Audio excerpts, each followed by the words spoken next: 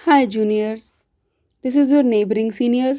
Well, I am Yogita and I am a final year law student at Delhi University. And ये video होने वाली है second year वालों के लिए। थर्ड सेमेस्टर वालों, तुम्हारा जो पहला पेपर है वो है कॉन्स्टिट्यूशन का। नहीं नहीं, मैंने कहीं से डेट शीट चोरी नहीं करी है। आपका जो पेपर कोड है वो है LB301। ये वन का मतलब क्या है? वन का मतलब यही है कि पेपर पहला यही होगा, सीक्वेंस यही होगा। LB301, 302, 303, इस तरीके से, और optional. So this is how it goes. तो एक बार सिलेबस देख लेते हैं कैसे क्या होने वाला है, अदरवाइज़ आप कंफ्यूज हो जाओगे। आपका टोटल इसमें 9 टॉपिक्स हैं और 9 टॉपिक्स में मोर देन 70 केसेस हैं। ओवरवेलमिंग, वेल यस, लेकिन 70 के 70 केसेस करने नहीं हैं, ठीक है। और 70 के 70 केसेस केस मैट में भी नहीं दे रखे हैं, ठीक है, टाइटल दे रखा है। So let's begin. पहला है टॉपिक 1 आपका जनरल, जिसमें 6 केसेस हैं।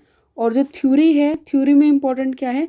थ्योरी में इम्पोर्टेंट है आपका essential feature of constitution and the theory of basic structure. जब भी कभी भी कॉन्स्टिट्यूशन में बेसिक स्ट्रक्चर का नाम आए तो उसमें उठा के लिख दो क्या? Kesavananda Bharati versus state of Kerala, most important case theory का, 1973 का। इसी से आया था आपका बेसिक स्ट्रक्चर, ठीक है, कि कॉन्स्टिट्यूशन का बेसिक स्ट्रक्चर को आप चेंज नहीं कर सकते, ठीक है, अदरवाइज बाकी चीज़ों को अमेंड कर सकते हो, ठीक है।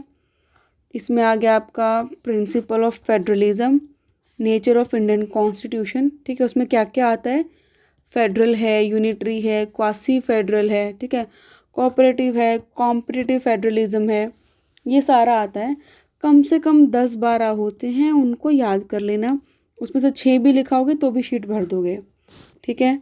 इम्पोर्टेंट केसेस कौन कौन से हैं? यहाँ पे इम्पोर्टेंट केस है ये 4, along with this one, Kesavananda Bharati case. इसमें सबसे बड़ी बेंच बैठी थी, ठीक है। और SR बम्बई केस इंपॉर्टेंट है, state of West Bengal versus Union of India. And Rai Sahib Ram Jawaya Kapur versus state of Punjab. ये केस आपको 4th सेमेस्टर में एडमिनिस्ट्रेटिव लॉ में भी मिलेगा, तो अभी रीड कर लोगे तो कोई दिक्कत नहीं है, ठीक है। इसके बाद आपका आ गया है topic 2, union and it's territory, ठीक है। इसमें आपका आ गया जो इम्पोर्टेंट केस है वो है in re Berubari union and exchange of claves enclaves, ठीक है, ये इम्पोर्टेंट केस है, ठीक है। उसके बाद टॉपिक 3 पे जाते हैं, ठीक है। टॉपिक 3 है आपका the union and the state executive, ठीक है। और इसमें है आपका टॉपिक 3 है आपका, ठीक है, the union and the state executive, ठीक है। इसमें जो है इम्पीचमेंट इम्पॉर्टेंट है, इसको पढ़ लेना, ठीक है। किसी भी प्रेसिडेंट और वाइस प्रेसिडेंट जो होते हैं, गवर्नर होता है, उनकी qualifications, election, term of office, powers, removal, ये चीज़ें मेन इंपॉर्टेंट होती है, ठीक है। इसमें केसेस कौन कौन से इंपॉर्टेंट है? SP आनंद वर्सेस HD देव गोंडा, ठीक है। और ये Shamsher Singh versus state of Punjab, ठीक है। Delhi NCT versus Union of India. मैंने यही किए थे, आप अगर भरोसा करते हो तो कर लेना, वरना कुछ और मिले तो वो भी कर लेना, तो ये तो कर ही लेना, ठीक है। Topic 4 parliament and the state legislature. इसमें ये टॉपिक इम्पोर्टेंट है, qualification and disqualification of member, ठीक है। तो सेम ये वाला केस आ गया, देखो रिपीट है, SP आनंद और SP आनंद, ठीक है, 1996, ठीक है। लिली थॉमस का केस इंपॉर्टेंट है, ये कर लेना, ठीक है। उसके बाद इसमें आप कर सकते हो, मैंने यही किए थे, ठीक है। उसके बाद आपका नेक्स्ट टॉपिक है टॉपिक 5, ठीक है, आपका हो गया legislative power of the executive ordinances, ठीक है। ऑर्डिनेंस इंपॉर्टेंट टॉपिक है अंडर आर्टिकल 13, ठीक है। जुडिशियल रिव्यू इम्पॉर्टेंट है, ठीक है, क्योंकि जुडिशियल रिव्यू जो है आपका बेसिक स्ट्रक्चर में भी आता है, ठीक है। तो ये इम्पोर्टेंस है। और प्रोमलगेशन जब ऑर्डिनेंस की होती है तो उसकी वैलिडिटी क्या रहती है। अगर ऑर्डिनेंस आपका सक्सेसिवली प्रोमलगेट हो रहा है तो उसकी वैलिडिटी रहती है, वो सारा आपका आर्टिकल 123 में है। इसके इंपॉर्टेंट केस है आपके DC Wadhwa versus state of Bihar, ठीक है, और AK Roy versus Union of India. इस केस के फैक्ट्स वगैरह जो है ब्रीफ पता होने चाहिए, ठीक है। टॉपिक 6 है आपका the state and the union judiciary, ठीक है। पार्ट 1 आ गया आपका union judiciary, supreme court of India. इसमें अपॉइंटमेंट ऑन रिमूवल ऑफ जजेस ये एक बार कर लीजिएगा, ठीक है। इसमें मैंने केस किए थे, ये तो एक इम्पोर्टेंट है ही। हालांकि हमारे साथ लोल हो गया था, SC एडवोकेट्स ऑन रिकॉर्ड वाले जो भी 2-3 केसेस हैं, बच्चे सारे करके गए थे और यही क्वेश्चन आपको पेपर में नहीं मिला था उस बार पे, ठीक है। तो ये वाला है, लेकिन ये करना इम्पोर्टेंट है। ये वाला 2 केसेस हैं, इसमें नाम ध्यान देना, ईयर ये 1993 का है और ये आपका 2016 का है, ठीक है। ये वाली चीज़ national judicial appointment commission, problem ये है कि 10-10 नंबर में पेपर आ जाता है, ठीक है। ये वाला हो गया। इसके अलावा उसके बाद L Chandra Kumar versus Union of India, ये इम्पॉर्टेंट केस है। मद्रास बार एसोसिएशन, ये वाला इम्पॉर्टेंट केस है, ठीक है। तो फैक्ट्स और इशू जो है जजमेंट पता होनी चाहिए। क्यूरेटिव पिटिशन में आपका आ गया अशोक हुर्रा वर्सेस रूपा अशोक हुर्रा, उल्टा बोल दिया मैंने लेकिन ठीक है। रूपा अशोक हुर्रा वर्सेस अशोक कुमार हुर्रा, ये इम्पॉर्टेंट केस है, ठीक है। रिट्स बताई जाती है कि इम्पॉर्टेंट है, ठीक है। ये रिट्स वाला टॉपिक कर लेना। हमारे पास टोटल 5 रिट्स होती है, ठीक है। Habeas corpus, mandamus, prohibition, quo warranto and certiorari, ठीक है। तो रिट्स करके जाना, इम्पॉर्टेंट टॉपिक है, ठीक है। उसके बाद है आपका procedural requirement and innovations, important topic है। इसमें जो इम्पोर्टेंट है वो है जुडिशियल एक्टिविज़म, ठीक है। और रेस जुडिकाटा एक बार देख लेना, CPC में भी है, ठीक है। यहाँ पे एक बार नज़र मार लेना, ठीक है।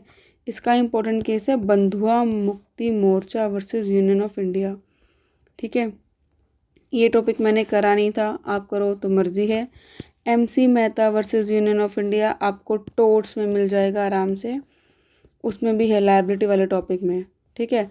उसके बाद है topic 7 distribution of legislative power, ठीक है। डॉक्ट्रिन्स इंपॉर्टेंट है, ये वाला टॉपिक इंपॉर्टेंट है, इससे 2 क्वेश्चन आराम से बन जाते हैं, ठीक है। पहला है डॉक्ट्रिन ऑफ टेरिटोरियल नेक्सस, ठीक है। इसमें जो है ये डॉक्ट्रिन इंपॉर्टेंट है, इसके ऊपर रीड ज़रूर कर लेना, ठीक है। और इसके अलावा इंटरप्रिटेशन में आपका आ गया डॉक्ट्रिन ऑफ हारमोनस कंस्ट्रक्शन, ये इम्पॉर्टेंट है, ठीक है। कि जो आपका यूनियन और स्टेट है उसको हारमोनी में कैसे रखते हैं, ठीक है। आपका फंडामेंटल राइट्स और DPSP में है उसको हारमोनी में कैसे रखते हैं। So this is doctrine of harmonious construction, ठीक है। इसमें ये वाला केस है गुजरात यूनिवर्सिटी वाला, ठीक है। उसके बाद है doctrine of pith and substance, ये भी इम्पॉर्टेंट है। Doctrine of colourable exercise of power, ये भी इम्पॉर्टेंट है। इनकी थ्योरी भी इम्पॉर्टेंट है बेसिकली, ठीक है। तो थ्योरी ज़रूर देख लेना। As I have told you earlier, try Google और यूट्यूब, क्योंकि अभी आपके पास इतना टाइम नहीं है कि आप बुक्स पढ़ो। अगर नोट्स मिल जाए तो वेल एंड गुड है, लेकिन doctrine of pith and substance और ये सारा कर लेना, करके जाना है, छोड़ना मत, ठीक है। रेसिड्यूरी पावर ऑफ लेजिस्लेशन, ये भी इंपॉर्टेंट टॉपिक है, एक ही केसेस में union of India versus HS Dhillon, ठीक है। ये है डॉक्ट्रिन ऑफ रिपग्नेंसी, इम्पॉर्टेंट है। इसके 2 केस मैंने करे थे उस टाइम पे, एक किया था ये वाला और एक किया था ये वाला, ठीक है। तो कर लेना इनको, ठीक है। उसके बाद इसमें से क्वेश्चन आ ही जाता है, टॉपिक 8 में से इसमें से एक क्वेश्चन आ जाता है, टॉपिक 9 में से एक केस जो है एक क्वेश्चन आ जाता है। अगर बाय चांस ऐसा नहीं हुआ तो प्लीज़ मेरे कमेंट्स में आके मुझे मत सुनाना, लेकिन आ जाता है, ठीक है। इसमें आपका हो गया कि ट्रेड एंड कॉमर्स क्या होते हैं, उसका स्कोप क्या है, फ्रीडम, ठीक है, फ्रीडम वगैरह क्या है ट्रेड का, कॉमर्स का, इंटरकोर्स का, तो ये सारा आ जाता है, तो इसको पढ़ लेना, ठीक है। इसमें मेरे ख्याल मैंने तीनों केसेस करे थे, ये वाला और ये वाला तो खैर है ही इम्पोर्टेंट, क्योंकि केस पेट में दे ही रखा है। ये वाला भी शायद किया था, तो ये टॉपिक शॉर्ट वाला है कि एक क्वेश्चन आ जाता है। एमरजेंसी प्रोविजन से एक केस आ जाता है, एक क्वेश्चन आ जाता है। एमरजेंसी प्रोविजंस में एक बात बता दूं, इंडिया में कभी भी फिनेंशियल एमरजेंसी नहीं लगी है, अभी तक तो नहीं लगी है, आगे का भगवान जाने। ठीक है, तो फिनेंशियल एमरजेंसी इंडिया में कभी लगी नहीं है। ठीक है, इसमें आपका ये तो है ही इम्पोर्टेंट। ठीक है, तो इसमें केसेस है state of Rajasthan, SR Bombay वाला केस जो है वो फिर से रिपीट हुआ है यहाँ पे। ठीक है, Rameshwar Prasad versus Union of India. ठीक है, तो एमरजेंसी प्रोविजंस में आर्टिकल वाला क्वेश्चन आ जाता है। ठीक है, proclamation of emergency on the ground of war, external aggression and armed rebellion. 3 articles हैं, 3 ग्राउंड्स हैं। ठीक है, एक हो गया आपका वॉर, एक हो गया एक्सटर्नल एग्रेशन, एक हो गया आर्म्ड रिबेलियन। ठीक है, ये इंपॉर्टेंट टॉपिक है, इसमें थ्योरेटिकल क्वेश्चन आ जाता है। ठीक है, तो एक तो ये वाला ज़रूर कर लेना, एमरजेंसी प्रोविजंस। ठीक है, फ्रीडम ऑफ ट्रेड वाला भी कर लेना। ठीक है, 2 क्वेश्चन पूरे हो गए। रेपग्नेंसी में से आ जाता है, तो ये वाला जो आपकी डॉक्ट्रिन्स हैं, डॉक्ट्रिन ऑफ रेपग्नेंसी होगी एक। ठीक है, कलरेबल एक्सरसाइज 2। ठीक है, पिथ एंड सब्सटेंस 3 और हारमोनियस कंस्ट्रक्शन 4 थ्योरीज हैं, इनमें से कोई ना कोई में से जो जो डॉक्ट्रिन्स है उसमें क्वेश्चन आ ही जाता है। ठीक है, बहुत मुश्किल नहीं है, कंसेप्ट समझना एंड दैट्स इट। ठीक है, केसेस वगैरह हल्के फुल्के याद रह जाते हैं। 5वीं है डॉक्ट्रिन ऑफ टेरिटोरियल नेक्सस, तो नीचे वाली में से तो क्वेश्चन आ ही जाता है। ठीक है, तो 3 क्वेश्चन तो आपके ये प्रिपेयर हो ही गए। ठीक है, उसके अलावा फिर रिट हो गया। ठीक है, चौथा क्वेश्चन। ठीक है, और उसके अलावा ये वाला अगर आ गया, मेरे टाइम पे तो नहीं आया था, बच्चे ढूंढ रहे थे कहाँ गया क्वेश्चन, कहाँ गया। ठीक है, तो 5वां क्वेश्चन ये 1 नंबर में आ जाता है, 10 नंबर में, जुडिशियल अपॉइंटमेंट कमीशन। ठीक है, 10 नंबर में। ठीक है, ये हो गया। और 5वां हो गया था ना, 5वां हो गया था। ठीक है, उसके अलावा जुडिशियल रिव्यू और ऑर्डिनेंस, 6ठा क्वेश्चन ये प्रिपेयर हो जाता है। ठीक है, इसमें जया बच्चन वाला केस करो तो कर लेना, वरना इतने सारे हो गए हैं, क्या ही करोगे। ठीक है, उसमें डिस्क्वालिफिकेशन ऑफ मेंबर 7वां ये। ठीक है, और इम्पीचमेंट वगैरह अगर आ गया तो मैं मान के नहीं चल रही हूँ कि आएगा, पर फिर भी 8वां ये। ठीक है, और यहाँ से एक क्वेश्चन आता है 9वां ये 9 क्वेश्चंस हैं जो बता दिए हैं, इनको प्रिपेयर कर लो, टॉपिक पूरा हो जाएगा। ठीक है, होपफुली किसी की बैक ना आए। ठीक है, ऐसा ना होने देना।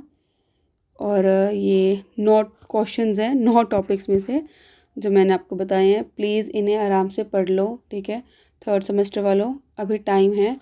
5 दिसंबर की इस बार डेट दी है, तो अगर हम मान के चले कि 5 से ही पेपर शुरू हो गए, तो अभी आपके पास अराउंड 20 दिन आराम से पड़े हैं, तो इनको पूरा कर लो। ठीक है, गूगल की हेल्प लो, यूट्यूब की हेल्प लो, आराम से कंटेंट सारा मिल जाएगा। ठीक है, रीडिंग करना सीखो, जिस पेज का स्क्रीनशॉट मिल रहा हो ना, उसको स्क्रीनशॉट लेके प्रिंट कर लो। ठीक है, जहाँ से पीडीएफ डाउनलोड हो रही है, पीडीएफ डाउनलोड करके प्रिंट कर लो। हाँ, एक एडवाइस मैं ज़रूर दूंगी, एक क्वेश्चन को प्रिपेयर करके ना अपना हेडिंग वगैरह आंसर की बना लेना। ठीक है, आपको ये पता होना चाहिए, मैंने आंसर वाली वीडियो में भी ये बताया था, आपका एग्ज़ाम हॉल में बैठने के बाद दिमाग में ना ये एंजाइटी नहीं आनी चाहिए एक बार कि यार लिखूं कहाँ से, शुरू कहाँ से करूं। आपको पता होना चाहिए, ये ब्लूप्रिंट आपके माइंड में होना चाहिए कि आप शुरू कहाँ से करेंगे।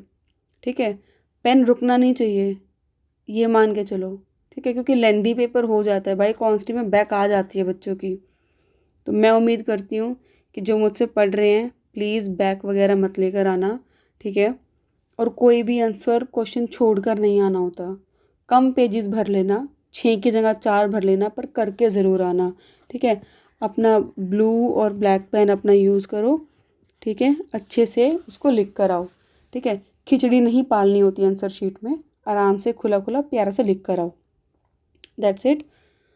अब मेरा गला हो गया है ऐसा सूखा सूखा सा, सो इनको समझ लो, पढ़ लो, ठीक है। कोई डाउट आए तो व्हाट्सएप कर लो जिनके पास नंबर है, वरना कमेंट में डाल दो, मैं देख लूँगी। तो थैंक यू सो मच मेरी वीडियो देखने के लिए, एंड पढ़ लो, चलो जाओ।